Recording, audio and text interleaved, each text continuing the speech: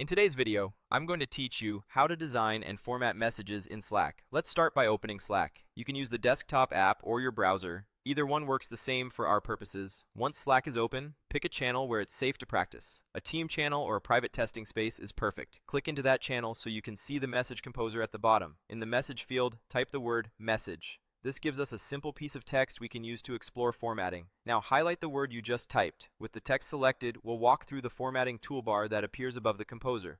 First, apply bold. You'll see the text become thicker and more prominent, which is great for headings or emphasis. Now undo that change so we can see how toggling works. You can use the undo command or click the bold option again to turn it off. Next, apply italics. This style is helpful for emphasis that's lighter than bold or for titles of works. Then undo it to return to plain text. After that, try underline. Underlining can call attention to key terms, but use it sparingly because links are also underlined in many interfaces. Undo underline when you're done. Now apply strike through. This is useful to show revisions or updates, like crossing out an outdated date or price. Undo that as well, so we're back to our clean sample word.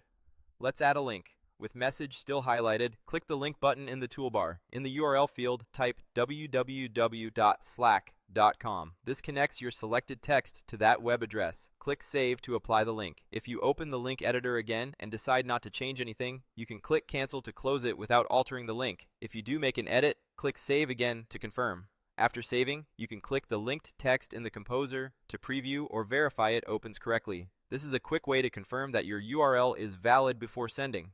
Next, let's look at lists. Click the Ordered List button to turn your text into a numbered item. Numbered lists are ideal for sequences or priorities. Then undo that to return to plain text. Click the Bulleted List button to see a simple dot-style list. Great for quick points without implying order. Undo it again to reset. Apply a block quote next. This indents the text and adds a vertical bar, clearly signaling a quoted statement or a pulled-out highlight.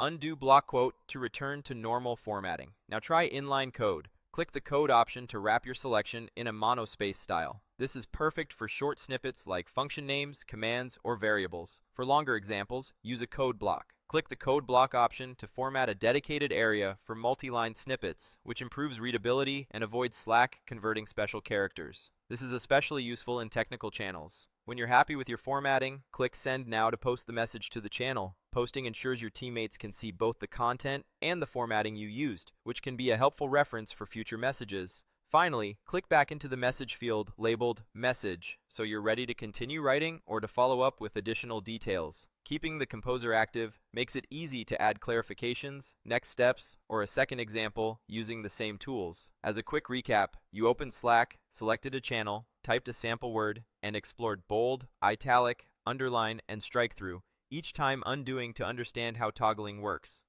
You created a hyperlink to www.slack.com, saved and canceled in the link editor to see how changes apply, verified the link, experimented with ordered and bulleted lists, tested block quotes, and compared inline code with code blocks. You then sent the message and set yourself up for a follow-up by clicking back into the composer. With these tools, you can make your Slack posts clearer, more scannable, and easier for your team to act on.